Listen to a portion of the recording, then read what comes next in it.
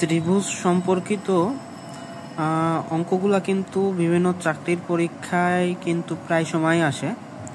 যে রিসেন্ট কিছুদিন আগে জনপ্রশাসন মন্ত্রণালয়ের একটা পরীক্ষায় খুব সম্ভবত 13 গ্রেডের একটা পরীক্ষায় আপনার সমদ্বিবাহু রিলেটেড একটা কোয়েশ্চেন আসছিল।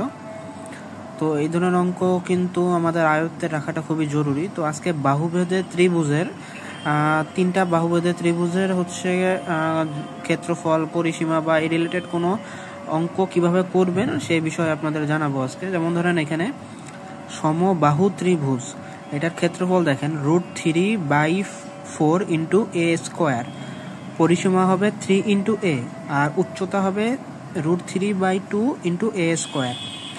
এই সূত্র তিনটা যদি মুখস্থ করতে পারেন তাহলে সমবাহু ত্রিভুজ সম্পর্কিত যত প্রশ্নই আসুক না কেন আপনি সহজেই অ্যান্সার করতে পারবেন।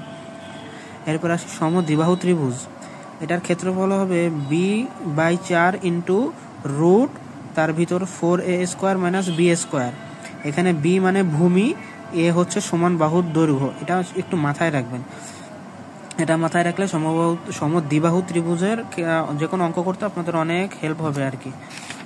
অপর পৃষ্ঠায় দেখি বিষমবাহু ত্রিভুজ, এটা ক্ষেত্রফল দেখেন রুট এর ভিতর হচ্ছে s into s minus a into s minus b into s minus c।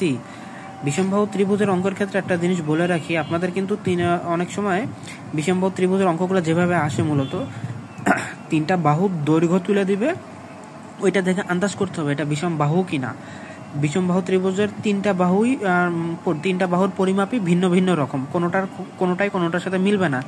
এরকম যদি মান দেওয়া থাকে তাহলে মনে করবেন যে বিষমবাহু ত্রিভুজ এটা, আর ওই হিসাবে অঙ্ক করতে হবে। আর এটার অর্ধ পরিসীমা বের করতে হয় এভাবে s ইন্টু একটু মিস্টেক ছিল, অর্ধ পরিসীমা বিষমবাহু ত্রিভুজের এটার সূত্র হবে s equal to a plus b plus c ভাগ 2। এটা কিন্তু আপনাদের জানতেই হবে। যেমন ধরেন ক্ষেত্রফল বের করতে গেলে রুটের ভিতর এস এর মান কিন্তু দরকার, আপনার a b c এর মান দেওয়া থাকবে, তাহলে এস এর মান বের করতে হলে আপনাদের এই সূত্রটা অ্যাপ্লাই করতে হবে। ধন্যবাদ।